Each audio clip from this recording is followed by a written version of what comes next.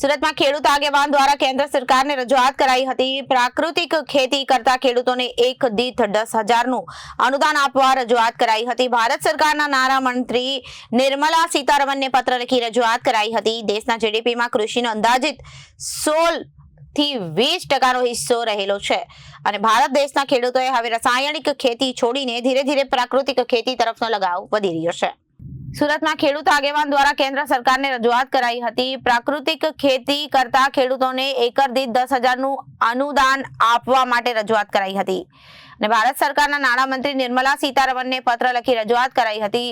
દેશના જીડીપીમાં કૃષિનો અંદાજિત 16-20%નો હિસ્સો રહેલો છે। ભારત દેશના ખેડૂતો હવે રાસાયણિક ખેતી છોડીને ધીરે ધીરે પ્રાકૃતિક ખેતી તરફ લગાવ વધી રહ્યો છે અને ભારત સરકાર ખેડૂતોને ફર્ટિલાઇઝર ઉપર કરોડો રૂપિયાની સબસિડી આપે છે।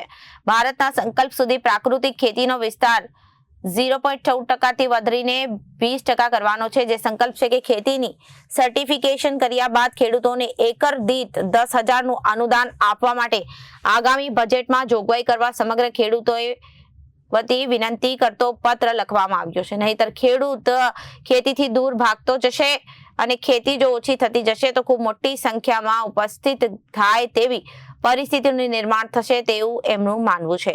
જયેશ દલાલ, ખેડૂત આગેવાન। ખેતીની પદ્ધતિમાં આમૂલ પરિવર્તન આવી રહ્યા છે અને ખાસ કરીને રાસાયણિક ખેતીથી સતત ખેત ઉત્પાદન ઘટી રહ્યું છે। એવા સમયે પ્રાકૃતિક ખેતી ખેડૂતોની તરફ વળી રહ્યા છે અને જે રીતે આગામી બજેટમાં તમે જોવો તો રાસાયણિક ખાતરની કરોડો રૂપિયાની સબસિડી ભારત સરકાર આપતી હોય છે અને બીજી બાજુ જે રીતે પ્રાકૃતિક ખેતીને પ્રોત્સાહન ભારત સરકાર આપી રહી છે અને 2047 વિકસિત ભારતના સપનામાં અત્યારે 0.8% જે પ્રાકૃતિક ખેતી થઈ રહી છે અને વધારીને 20% સુધી લઈ જવાની જે રીતની વાત થઈ રહી છે, ખૂબ જ આનંદની વાત છે।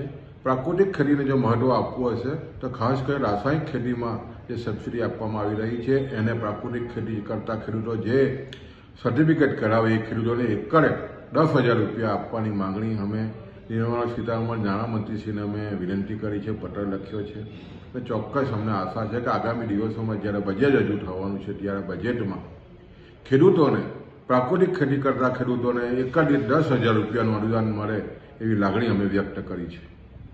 Reporter Arvind Rathod, Janadesh news, Surat.